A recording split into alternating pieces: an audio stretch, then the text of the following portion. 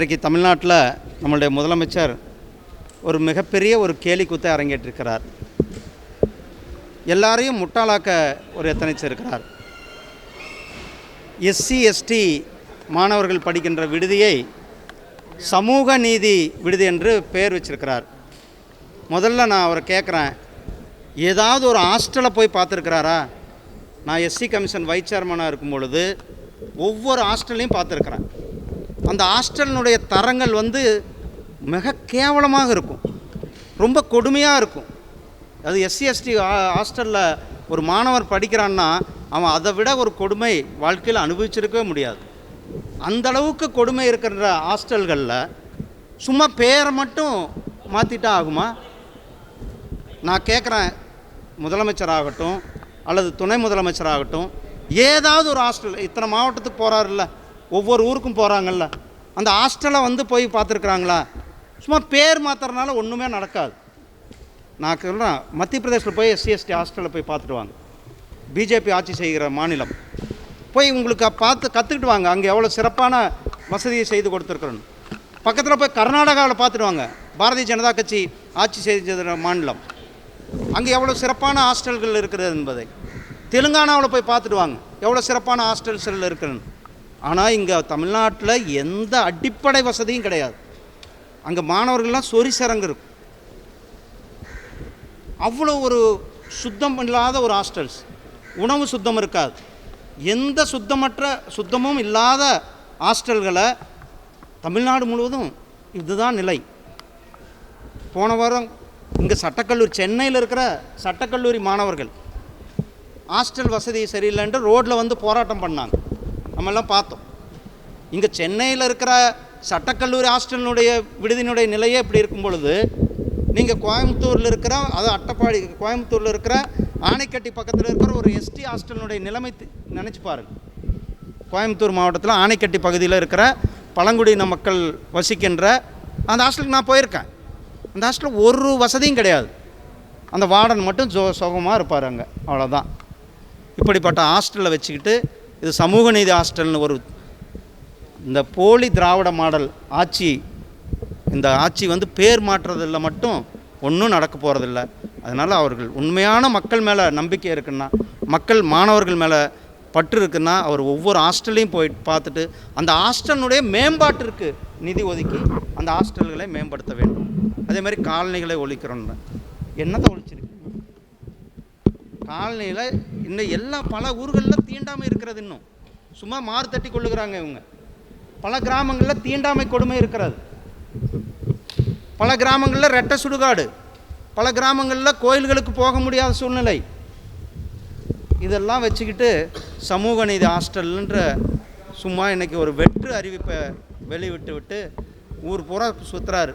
ஒரு ஹாஸ்டலில் போய் அவரும் அவருடைய மகனும் துணை முதலமைச்சரும் ஏதாவது கொஞ்சம் பேர் பிரித்து, நான் 2 மாவட்டத்தில் ஹாஸ்டல் பார்க்குறேன், நீங்கள் 2 மாவட்டத்தில் ஹாஸ்டலை பாருங்கள், அப்படி பார்த்துட்டு இதை ஒரு சமூக நீதி ஹாஸ்டல்னு சொல்லியிருந்தால் கூட ஒரு மனசுக்காவது ஒரு திருப்தி இருக்கும். எந்த ஹாஸ்டலையும் பார்க்கல, எந்த ஹாஸ்டலையும் விசிட் பண்ணல, ஒரு ஹாஸ்டலினுடைய தரமும் எந்த ஹாஸ்டலினுடைய தரமும் கிடையாது. அதை போய் இன்றைக்கி சமூக நீதி ஹாஸ்டல் என்று சொல்லியிருப்பது போலி திராவிட மாடல் ஆட்சியினுடைய சிரிப்பாக சிரிக்கிறது தான் நம்ம காட்டுறது. அதே போல் சகோதரர்களை, அங்கன்வாடி சென்டர்ஸை ஊட்டியிலாம் அவங்களுக்கு வாழ்வாதாரமே சின்ன சின்ன அங்கன்வாடி சென்டர்ஸ் தான். ஊட்டியில் இருக்கிற அல்லது மலைவாழ் மக்கள் வதிக்கிற பகுதியில் இருக்கிற அங்கன்வாடி சென்டர்களை க்ளோஸ் பண்ணியிருக்கிறாங்க. அதையெல்லாம் க்ளோஸ் பண்ணக்கூடாது, அதையெல்லாம் ஓப்பன் பண்ண வேண்டும் என்று கேட்டுக்கொண்டு, அதே போல் சிவகாசி பட்டாசு விபத்து என்பது ஒரு வாடிக்கையாக இருக்கிறது. தொழிலாளர்கள், தொழில் நிறுவனங்கள், இதில் அரசாங்கமும், ஏன்னா போன வாரம் தான் பார்த்தோம், நம்ம கிட்டத்தட்ட 6 பேருக்கு மேலே உயிரிழந்தாங்க. நேற்றைக்கு ஒரு விபத்து. இது தொடர்ந்து நடந்து கொண்டிருக்கிறது. அங்கே சரியான தொழில் நிறுவனங்களுக்காகட்டும் அல்லது தொழிலாளர்களுக்கு அவர்களுக்கு சரியான பாதுகாப்பு விதிமுறைகள்லாம் சொல்லிக் கொடுக்க வேண்டும். தமிழக அரசாங்கம் அதையெல்லாம் கடைபிடிக்க வேண்டும் என கேட்டுக்கொண்டு, இன்றைக்கு மரியாதைக்குரிய அண்ணா திராவிட முன்னேற்ற கழகத்தினுடைய தலைவர் அண்ணன் திரு எடப்பாடி பழனிசாமி அவர்கள் மக்களை காப்போம், தமிழகம் மீட்போம் என்ற அந்த இயக்கத்தை இன்றைக்கு 4 மணிக்கு மேட்டுப்பாளையத்தில் என்னுடைய நீலகிரி தொகுதியிலிருந்து ஆரம்பிக்க இருக்கிறாங்க. நானும் எங்களுடைய மாநில தலைவர் மரியாதைக்குரிய திரு நயினார் நாகேந்திரன் அவர்களும் மரியாதைக்குரிய வானதி சீனிவாசன் அவர்களும் பாரதிய ஜனதா கட்சியின் சார்பில் நாங்கள் கலந்து கொள்ள இருக்கின்றோம். இந்த செய்தி தான் உங்களிடத்தில் நான் பகிர்ந்து கொள்ள நினைச்சேன். நன்றி.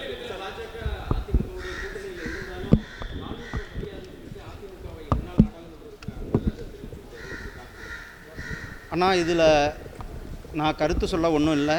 இன்றைக்கி சாயந்தரம் நாங்கள் எல்லாம் இணைந்து ஒரு மிகப்பெரிய அவருடைய மக்கள் காப்போம் தமிழகத்தை மீட்போம் நிகழ்ச்சியில் எல்லாரும் இணைந்து தான் அந்த நிகழ்ச்சியை நாம் நடத்தி கொண்டு இருக்கின்றோம். சிறுபான்மையினர் ஓட்டுக்கள் பாஜகவுக்கு கிடைக்காது, அதிமுகவுடன் கூட்டணி செய்வதால் கிடைக்காது, இந்த கூட்டணி கிடைக்காது அப்படின்னு அவர் ஒரு கருத்து சொல்றாரு. ஆனால் நார்த் ஈஸ்டில் சிறுபான்மையினர் முழுமையாக அதிகமாக இருக்கிற மக்கள் பாரதிய ஜனதா கட்சி ஆட்சியில் இருக்கிறது. கோவாவில் சிறுபான்மையின் மக்கள் 80% மேலே ஆட்சியில் மக்கள் இருக்கிற பகுதி. கோவாவில் தொடர்ந்து பாரதிய ஜனதா கட்சி ஆட்சியில் இருந்து கொண்டு இருக்கிறது. பக்கத்து மாநிலம் கேரளாவில் சிறுபான்மை மக்கள் நமக்கு ஆதரவு கொடுத்து கொண்டு இருக்கிறார்கள். தமிழ்நாட்டிலையும் ஆதரவு கொடுத்து கொண்டு இருக்கிறார்கள். அவர்கள் பாரதிய ஜனதா கட்சிக்கும் எங்களுடைய கூட்டணிக்கும் மிகப்பெரிய அளவில் ஆதரவு கொடுத்து கொண்டு இருக்கிறார். நன்றி அண்ணா. எஸ், ஒரு வக்கீலாக போலீஸ்க்கு காவல்துறையினருக்கு நிறையா பாடங்கள் சொல்லி கொடுக்க வேண்டியிருக்கிறது. அவர்களுக்கு ஒரு அடிப்படையிலேயே காவல் நிலையத்துக்கு போனாலே ஒருத்தர் வந்தாலே அது கம்ப்ளைண்ட்டானாலும் சரி, அக்யூஸ்டாக இருந்தாலும் சரி, அவங்கள ட்ரீட் பண்ணுற முறையே அவர்கள் மனசளவில் இன்னும் நிறையா சொல்லிக் கொடுக்கணும். ட்ரைனிங்லேயே அவர்களுக்கு மக்கள் மத்தியில் எப்படி அவர்கள் பழக வேண்டும், மக்கள் மத்தியில் மக்களை எப்படி கையாள வேண்டும் என்பதெல்லாம் ஆரம்ப காலத்திலிருந்து ட்ரைனிங்லேயே அவர்களுக்கு கொடுக்க வேண்டும். செய்திகளை உடனுக்குடன் தெரிந்து கொள்ள கீழ்கண்ட கேபிள் மற்றும் டிடிஹெச் நெட்வொர்க்குகளில் எம்நாடு செய்தி தொலைக்காட்சியை காணுங்கள். பாதகம் செய்பவரை கண்டால் நாம் பயம் கொள்ளலாகாது பாப்பா. மோதி மிதித்து விடு பாப்பா, அவர் முகத்தில் உமிழ்ந்து விடு பாப்பா. அண்மை செய்திகளை உடனுக்குடன் தெரிந்து கொள்ள இணைந்திருங்கள் எம்நாடு தொலைக்காட்சியுடன்.